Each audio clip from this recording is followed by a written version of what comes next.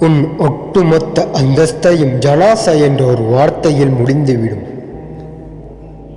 நேரத்தை பயன்படுத்தினால் வெற்றி, வீணடித்தால் தோல்வி. இன்று அமல்கள் உண்டு, விசாரணை இல்லை.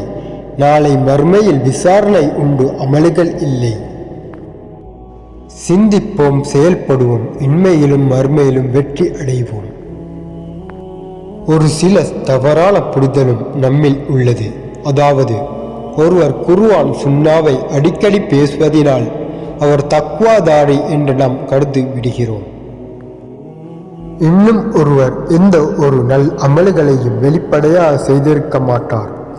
ஆனால் அவரோ இறைவனிடத்தில் மிகவும் சிறந்தவராக கருதப்படுவார். நன்மை செய்யக்கூடிய ஆணாக இருந்தாலும் பெண்ணாக இருந்தாலும் மறுமை இன்மையை விட மேலானது. இன்மைக்காக உன் மறுமை